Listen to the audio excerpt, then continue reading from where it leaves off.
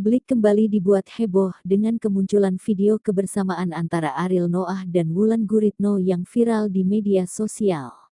Dalam video tersebut, tampak keduanya menghadiri gala premier film yang dibintangi Wulan Guritno. Video itu langsung menuai berbagai komentar dari warganet yang berspekulasi mengenai kemungkinan adanya hubungan spesial antara vokalis band Noah itu dengan aktris senior Wulan Guritno. Meski belum ada pernyataan resmi dari keduanya, kebersamaan itu langsung menjadi bahan perbincangan hangat. Tak sedikit netizen yang mendukung jika keduanya benar memiliki hubungan, namun ada pula yang menganggap momen tersebut hanyalah pertemuan biasa antara dua rekan selebriti. Hingga kini, Ariel maupun Wulan belum memberikan klarifikasi atas video yang beredar.